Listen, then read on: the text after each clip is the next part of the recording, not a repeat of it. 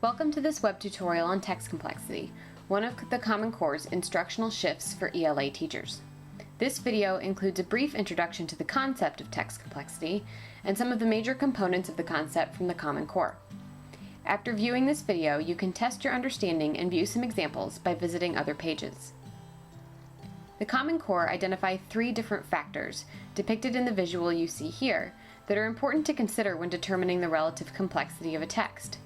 They place ultimate decisions about text complexity in the hands of teachers, who must use what they know about their students and contexts in choosing texts. Perhaps the most variable factors are readers and task considerations.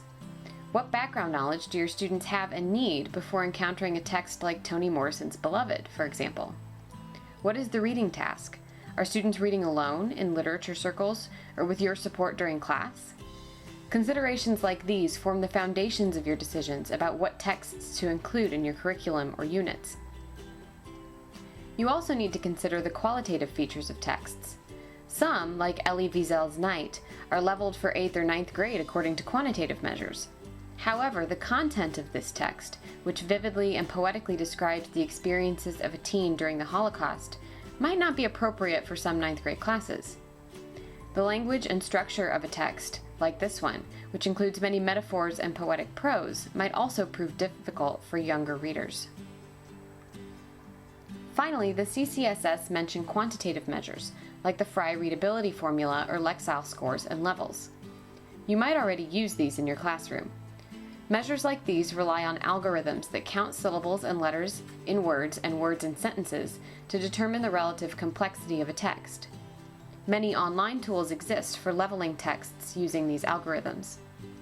The CCSS are sure to emphasize that quantitative measures are the most powerful when used alongside qualitative and reader and task assessments of a text.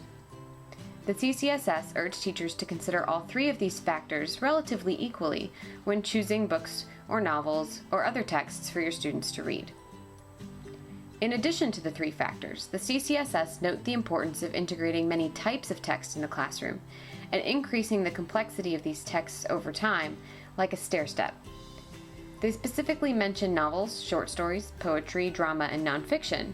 However, lots of these types of text can be found in multiple modes and media environments, such as film, photography, or music.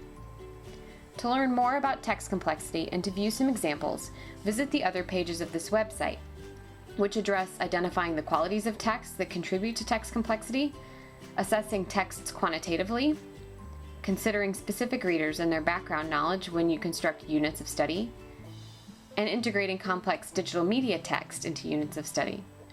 You can go in any order you like using the navigation bar above, or you can use the previous and next links at the bottom of the page.